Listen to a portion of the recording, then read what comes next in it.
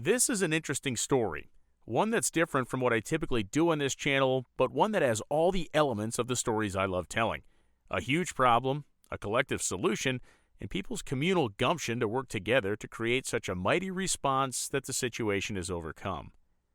It has elements of mechanical interest, elements of World War II historical interest, and certainly a load of 20th century American history interest.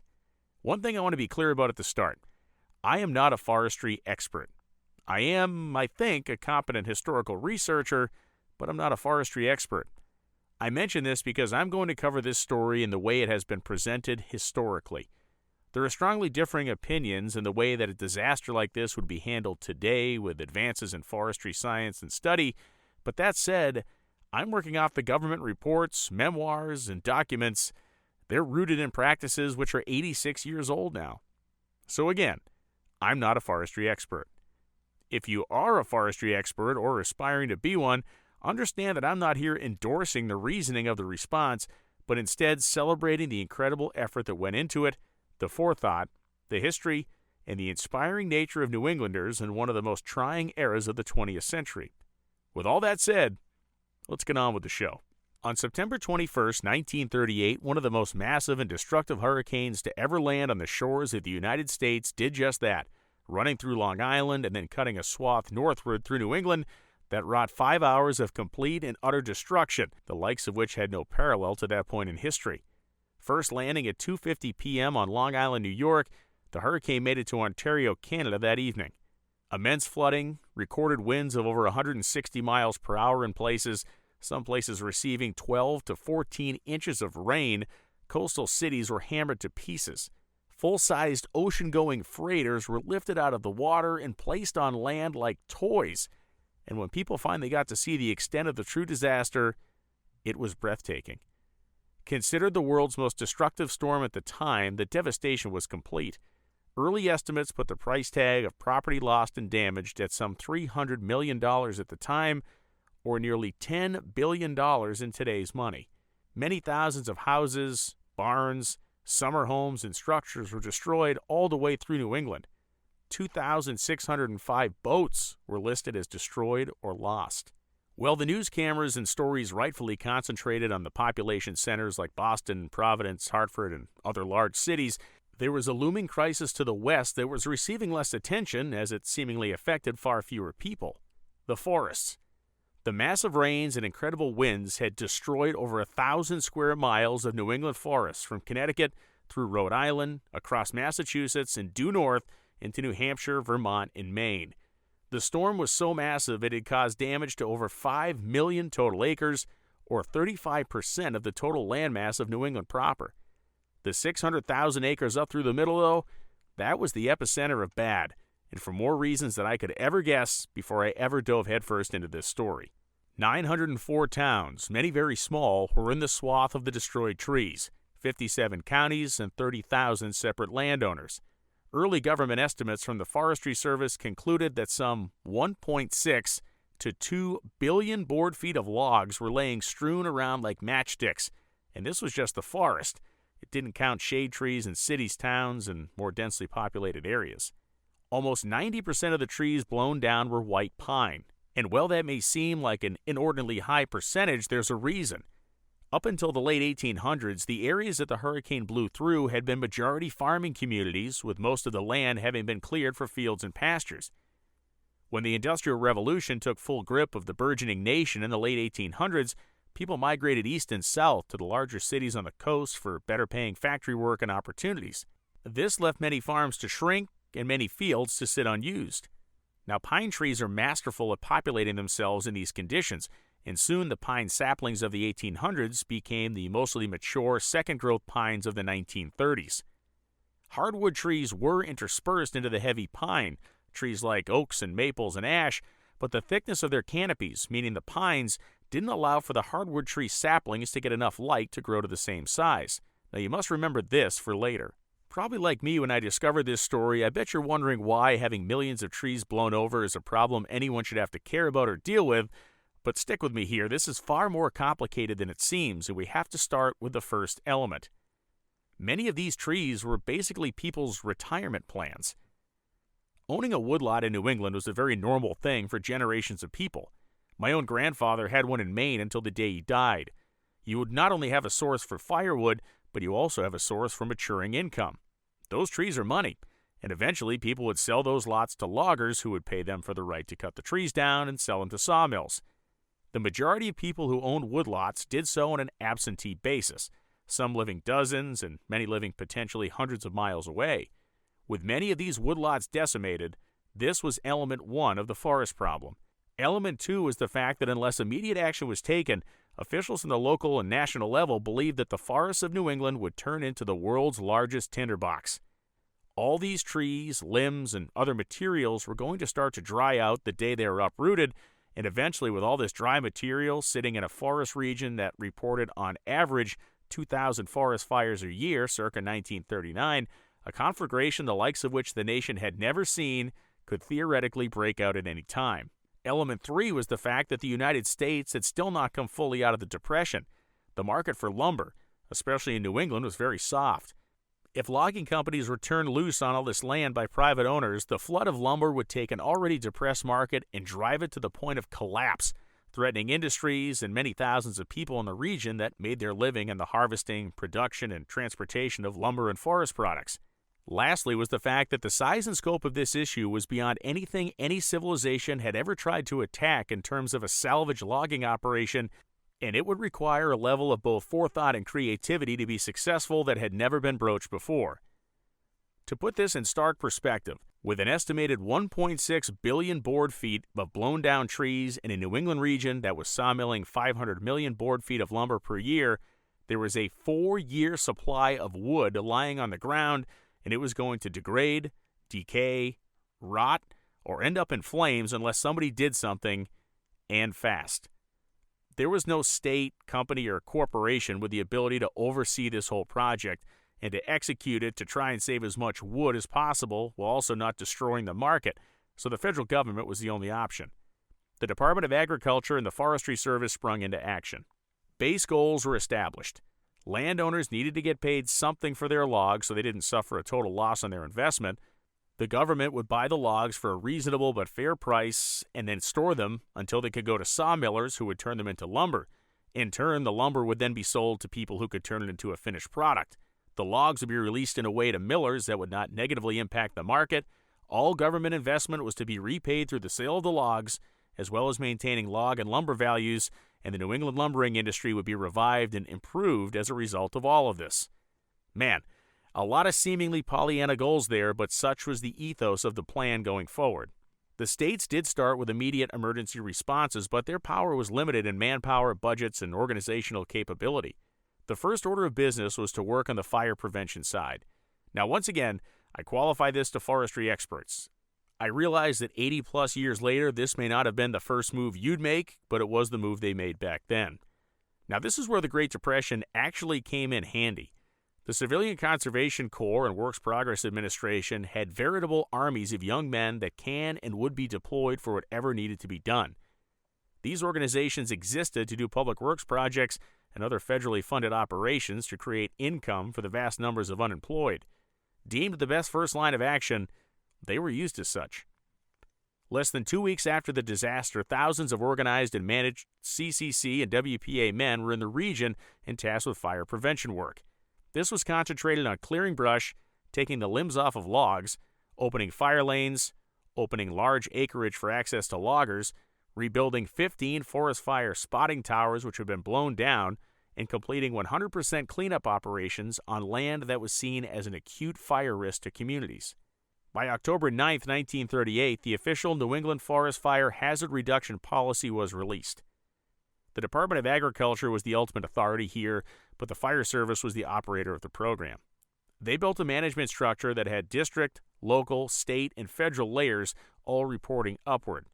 The goal was to have the fire prevention plan executed and completed by September 1st of 1939, which was also one of the time windows that the Forestry Service leaders believed marked the time when all the pine logs would have to be harvested and stored to be able to be usable and not rotted or a full bug-infested loss.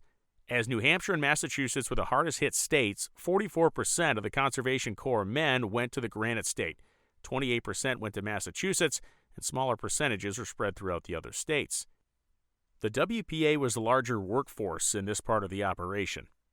On November 1, 1938, about a month and a week after the disaster, it was estimated 40,000 WPA men would be needed for the work at hand.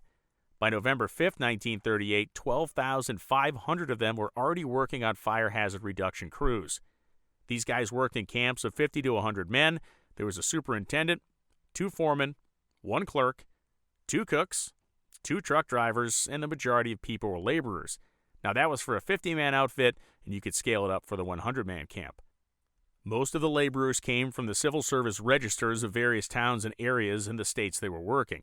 Additionally, college forestry students were used in a lot of the camps for a variety of jobs. Now these camps were self-governing, handling their own discipline and management, and all the men were on call 24 hours a day, 7 days a week. There was time set aside for recreation and relief, and when that came, guys would take their personal vehicles home. Areas of damage were scouted on the ground, given site numbers, and prioritized for fire prevention measures. Local towns had input into the order of the work, which areas were more important, and which needed the attention first. The jobs were mapped and prioritized, the crews dispatched, and progress was reported up to the district manager. Brush was cut, piled, and stacked, and then it was burned. Different stacking methods were used, like windrow piles or teepee piles and more. Jobs were considered complete once inspected by the project managers, town selectmen, which would be the local government in Massachusetts, the town fire warden, or other officials. By the time the fire prevention project was deemed complete on June 30th of 1941, 10,121 miles of roads had been cleared, 214,902 acres of blown down or wind-thrown trees had been cleaned, 15 fire towers had been rebuilt, 563 miles of phone lines were repaired or replaced, and it had been done with a combined total of 4.85 million man-days of work. Now that doesn't count the forest fires prevented or a few even stopped by the WPA and CCC crews. But believe it or not, that was a small part of the job. What about the logs? The good news is that this was a multi-front attack. While the fire prevention crews toiled, the greatest salvage logging operation in the history of the world was kicking itself into high gear. It's vitally important to understand that the fire prevention efforts and the timber salvage efforts were both completely different, but they were happening simultaneously for a couple of years. Both of them were a race against time. The fire prevention to stop what was projected to be potentially massive wildfires, and the timber salvage to stop what was projected to be a massive economic loss due to the amount of timber laying on the ground where it would rot, go to waste, and potentially become havens for insect infestations, fungal forest diseases, and a whole lot more. When the 1938 hurricane happened, and no, it didn't have a name as storms do today because that naming system hadn't been put into place yet, Congress wasn't in session. This made it more difficult to organize the funding for the response, but using some tools at its disposal, the Department of Agriculture was able to secure loans and other financial devices to prepare their response. The New England Timber Salvage Administration was formed, and its goals were succinct and very clear: to stabilize New England communities, the New England forest product industry, and the labor dependent on New England timber by salvaging as many logs as possible. Remember, we're talking about 1.6 billion board feet of wood here. That is enough to build 500,000 period-sized homes of the 1930s. Additionally, the administration was tasked with providing a market for the landowners to get some value for their wind-thrown timber, to protect the New England lumbering industry by providing new markets for the lumber, and making the project pay for itself in the end. It's here I have to make clear that the object was not to have the government getting into the business of selling lumber. The idea was to harvest and protect these assets, which would be sold to private enterprise to be used as they saw fit in the marketplace. There simply wasn't an entity large enough to absorb what was to be 4 years of unsawed logs, provide storage for them long-term, and manage it all. The Forest Service was placed in charge, and a hierarchy of local, state, and regional management was created with a headquarters in Boston. With an already existent lumbering industry in the region, the government didn't plan on running their own sawmills, although they did have to create a couple of them on their own, but they wanted to rely on the existing millers as well as those that would come to the region from out of state to take part in the effort. They also would not buy sawn lumber or stumpage, which is the term to describe standing trees waiting to be cut down. They would only be in the market for the felled trees that were at risk of rotting on the forest floor over the 1,000-square-mile swath of destruction. As to not get too mired down into the minutiae of the program and how decisions were made, I'll kind of streamline the process. Effectively, blown-down lots were inspected, and using a standard of pricing, property owners were paid 90% up front to the value of the logs that were being taken out. An additional 10% was to be paid later after the program had begun to sell the logs and its debt was paid off. Loggers would then be hired to come in and remove the felled trees. Sawmill operators would be paid to rough cut the logs into lumber and store it. The government would then advertise and sell to private enterprise the lumber into the markets, mostly outside of New England, and that would keep the entire industry balanced, managing demand and not flooding particular regions with product. If this seems like a simple process, it kind of is, but when we look at the level of detail required to make this happen, it is mind-boggling. The rules and regulations of the program would ultimately determine its success or failure. The administration had many of them, and they're actually interesting. For starters, loggers could not cut standing trees out of lots. If wind-thrown trees were leaning on healthy ones, they could be cut down, but otherwise, only toppled trees were game to be cut. The New England Timber Salvage Administration purchased all grades of logs, not just the good ones. Now, this kept people from cutting side deals outside of their contracts signed with the administration, and in the stickiest part of the program for sawmill operators, grading and sawing rules had to be standardized. Now, logs are graded on several different factors, in this case on a scale from 1 to 5, 1 being the worst, but overall size, health, straightness, a lack of knots, and other factors are used. The higher quality lumber coming in, the more valuable, and every log taken to a sawmill had to be graded or scaled. The Forest Service employed their own people as well as many forestry students for this activity. Obviously, sawmillers wanted to achieve the highest grade for every log as it meant more money. One can only imagine the arguments that broke out over this process, especially as the typical scaler or grader was doing 20 to 25,000 board feet of logs per day as they came in. Additionally, different prices were paid for different logs. Oak, maple, and other hardwoods were priced differently than pine, birch, or other woods used for making things like pulp for paper. The other major point of debate was centered around how the logs themselves would be sized and estimated for their value in board feet. As it turns out, there were a plethora of measuring methods used around the country. In New England, there were different measuring standards in virtually every single state. Now, this would never work for a program this size, so the administration set the International Log Rule as the standard for measuring. Now, this rule factored in 1/4 of an inch of kerf as standard. Kerf! What's kerf, you ask? Well, when a saw blade passes through a log, it obviously cuts a path. Out of that path comes sawdust, and that sawdust is obviously wood being sacrificed out of the total volume of the log. This means that for every 4 cuts, resulting in the loss of an inch of volume, so the millers were frustrated that this would be cutting into their profits. Now, as other regional measuring systems were more forgiving than the 1/4 inch, it made them very angry, but eventually everybody cooled off and they looked around and saw literal years of logs awaiting their blades, so they agreed to go the international standard, while grumbling a little bit along the way. Other rules were set up. Eastern loggers were used to cutting their timber to 12-foot lengths before it went to the sawmill. This was a little bit of a logging cheat code for the time. The loggers would typically make more money because shorter logs would be able to be graded at a higher quality when bends, knots, or sweeping bends were cut out of them.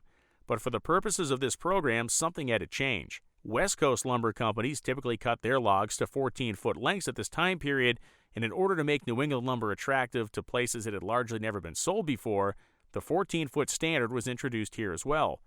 Mills were only allowed 15% of their output to be under 14 feet in length when they were sawing boards. There was another practical change that was instituted for sawmill operators as well.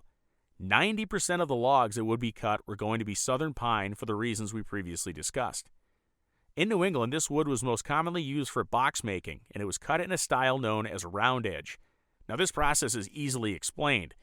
If you can picture a round, cylindrical log going through a saw blade laying on its side, you can picture that each cut would have some sort of a round edge. The first cut with the outside of the log would be round on the outside. The second cut, while flat on the sides, would have rounded edges top to bottom because the boards, again, would be made of the edges, meaning the top and bottom of the log. Imagine slicing any cylindrical object lengthwise, and you can see this in your mind's eye. While suitable for box making, round-edge lumber had a very limited market outside of the region. To fix this, the administration mandated square-edge milling. This meant that after the initial cut was made, the log was to be rolled over until all the round sides were sawed off, leaving a squared log that would then be milled into boards.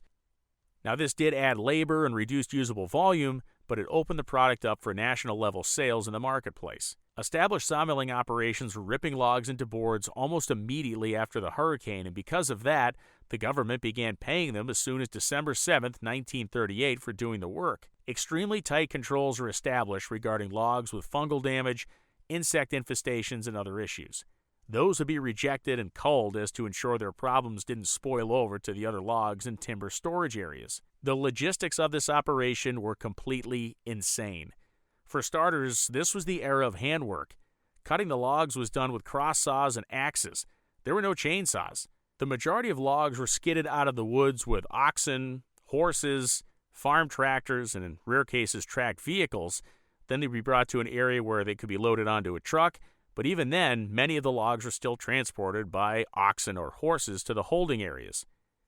There were 721 receiver sites used in total. Each had a minimum capacity to hold 250,000 board feet of logs. 461 of the sites were considered dry sites, which placed the logs in large open fields, farms, or cleared areas. 246 of these were wet sites. These are actually ponds and lakes spread across the New England region. 14 of them were considered wet and dry combination locations. For an example, the Turkey Pond site at one time had 12 million board feet of logs floating in it. Some of the ponds were publicly owned, some were private and leased by the administration. The public lakes and ponds had boat patrols to make sure people didn't wind up among the boom logs in their pleasure boats. But why were they storing things in lakes? The race against time the loggers and millers were having was really a race against moisture. Ironically, one of the things that would destroy many logs where they laid was also the thing that would preserve millions more as they floated.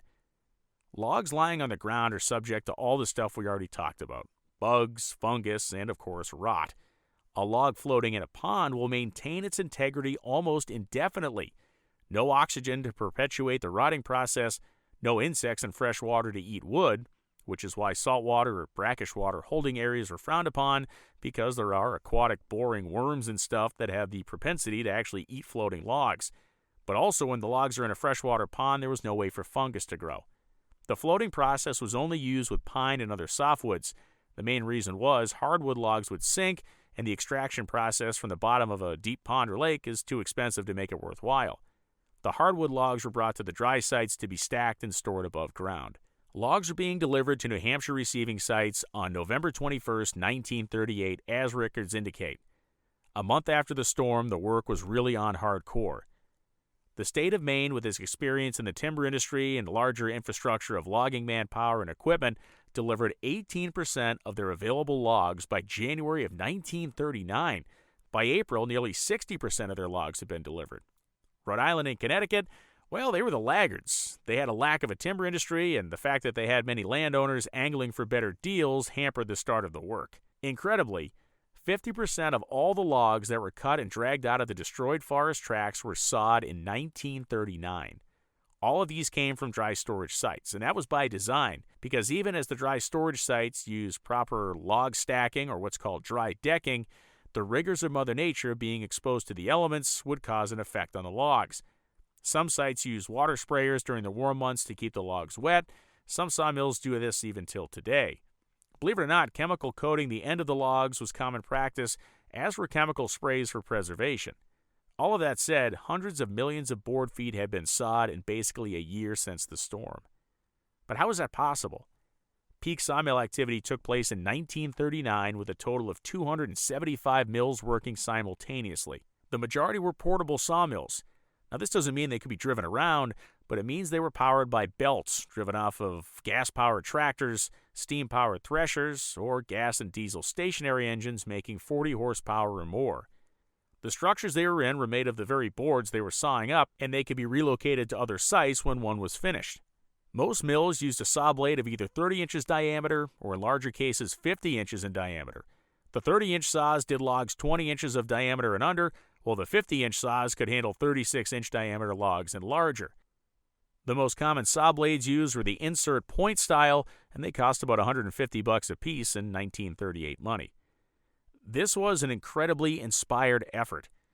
When the New England Timber Salvage Administration began advertising for sawmill owners and operators to join the effort, they did, and they did it from all over.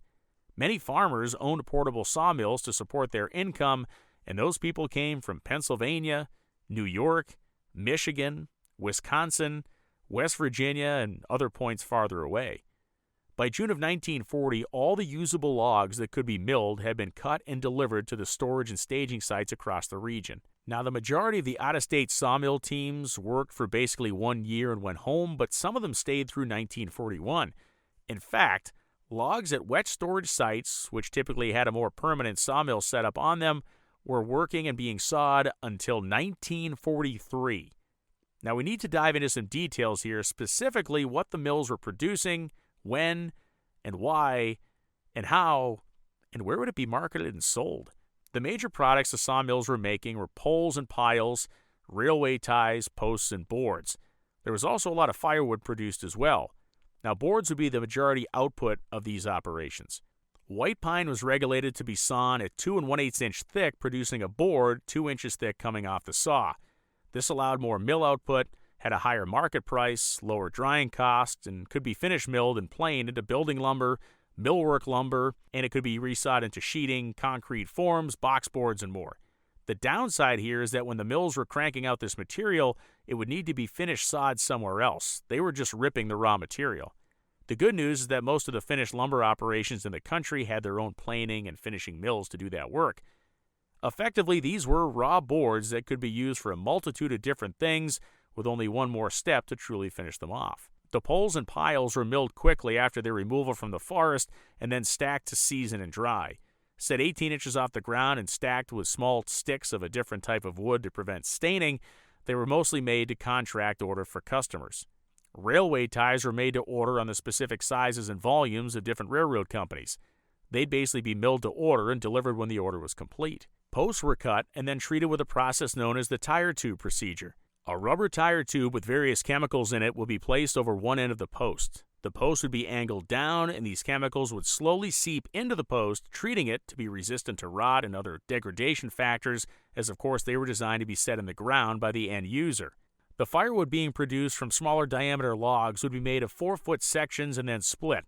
One 80 cubic foot cord of firewood has the same heat production potential of about 1 ton of coal, according to the government reports of the time. While sawmilling operations ran all year long, the winter really was peak season. This was a time when the logs were not subjected to the effect of bugs, they would not suffer staining from sap and other factors, and the typically dry New England air aided seasoning when it was stacked. The sheer volume of wood did not make kiln drying a viable option for this program. They simply couldn't build enough kilns to make it make sense. Mother Nature had to do the work. 2-inch thick pine boards would be dried in roughly 4 to 8 months when stacked properly. Now let's talk labor, because this is one of the most fascinating parts of the whole story. Typically, a small portable sawmill used a 6-man crew. There was a deckman, a sawyer, a slab-off bearer, and then a lumber-off bearer. There would be 2 hauler stackers, and the production was expected to be about 10,000 board feet sawed per 10 man-hours. This works out, of course, to 5 to 10 man-hours per 1,000 feet on the small portable mills. In 1939 and 40, there was a massive labor pool to man these sawmills, haul the logs, and work on every one of the many logistical arenas of this entire effort. The pay was fair, the work was guaranteed, and then the United States war effort ramped way up. First to arm the Allies, and then to build the Army, and the pool began to shrink rapidly. The industrial jobs that came along with arming a nation and its allies were taking men from the forest to the factories. Many mills were down to skeleton crews and working multiple shifts a day trying to keep production up.